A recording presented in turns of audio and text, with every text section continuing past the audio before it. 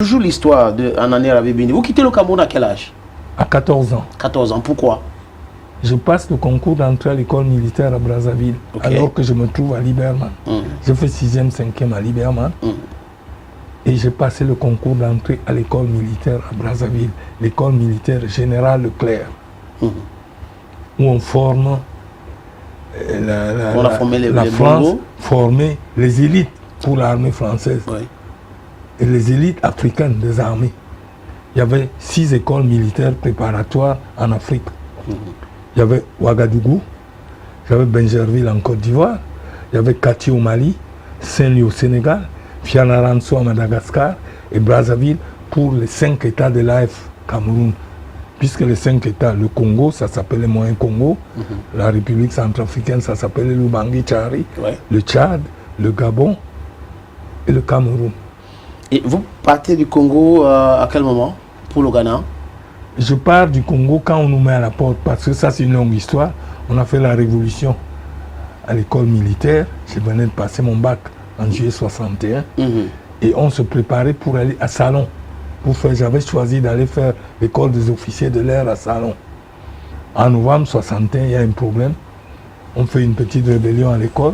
Les Français estiment que ce n'est pas normal pour les futurs officiers. On nous renvoie donc chez nos parents en novembre 61. Et quand j'arrive ici, bon, comme je connaissais déjà les gars de l'UPC, Aloïs Ndiog, les Jean-Marie Manga et tout, qui eux avaient déjà fui et qui se trouvaient au Ghana, je fais donc l'aventure. Je prends le train, je vais à Mbanga. Mbanga, on prend les voitures, les camions pour aller à Kumba. De Kumba, on va à Manfé. Après Manfé, on traverse Oron. On arrive à Enugu, Onitsha, Bakeleke, Ibadan, Lagos, Cotonou, Lomé, Accra. Et vous quittez là-bas pour la France? En février 62. Vous quittez là-bas pour la France? Oui. Alors quand j'arrive, pourquoi on allait là-bas?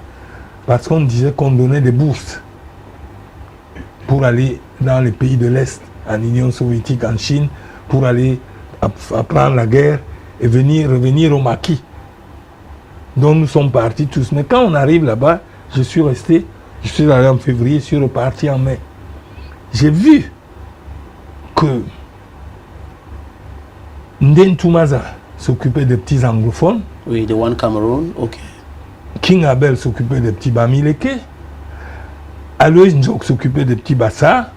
Jean-Marie Manga s'occupait des petits Betty. J'ai dit, à ce rythme-là, on ne va pas réussir à renverser Aïdjo. Que c'est mal parti. Je claque la porte et je vais à Abidjan. Je vais travailler. J'arrive à Abidjan.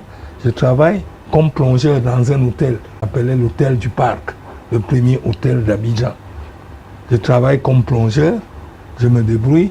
J'économise 35 000 francs. Et je paye ma place dans une cale de bateau. Il y avait un monsieur congolais qui s'appelait Massina, dans le Mermoz. La France. On allait clandestinement, on payait 35 000. Ils vous mettaient dans la cale. On vous sort la nuit pour vous balader. Le jour, on vous ferme là-dedans pour qu'on ne vous arrête pas. Et quand on arrive à Marseille, ils vous aident à sortir du port. Le vieux port. Oui. Et puis, vous êtes libre. Est-ce que Anani Rabibini est un indique? Ceux qui le disent n'ont qu'à apporter des preuves. Vous savez, il y a un monsieur qui fait un journal qui s'appelle Le Jeune Enquêteur. Il a écrit un jour sur moi, qu'il a fait des enquêtes sur moi, il n'a pas vu de traces de moi dans Jeune Afrique. Tout simplement parce que ce monsieur était financé par Yves-Michel Fosso. Et que quand j'avais dénoncé dans l'affaire Yves-Michel Fosso, il a pris une colère, il a dit n'importe quoi sur moi. Il a dit que je n'ai jamais travaillé à Jeune Afrique, que tout ce que je faisais en France, j'allais livrer les opposants aux chefs d'État africains. Mais j'ai travaillé à Jeune Afrique de 1966 à 1984. Je suis allé à Africasie en 1985. Donc être indique, je ne sais pas.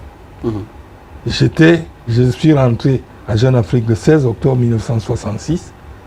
Novembre, décembre 1966, on m'a envoyé à Abidjan, où j'ai pris mes fonctions comme directeur régional de Jeune Afrique pour l'Afrique de l'Ouest. Jusqu'en 1973, on m'a ramené à Paris, j'ai été nommé directeur pour l'Afrique noire. J'ai des documents Si je savais que le thème de l'émission, je vous aurais tout apporté. Non, on pourrait faire encore une autre émission avec Mais vous. si Vous voulez, êtes quand même... demain, je vous amène ça. Oui,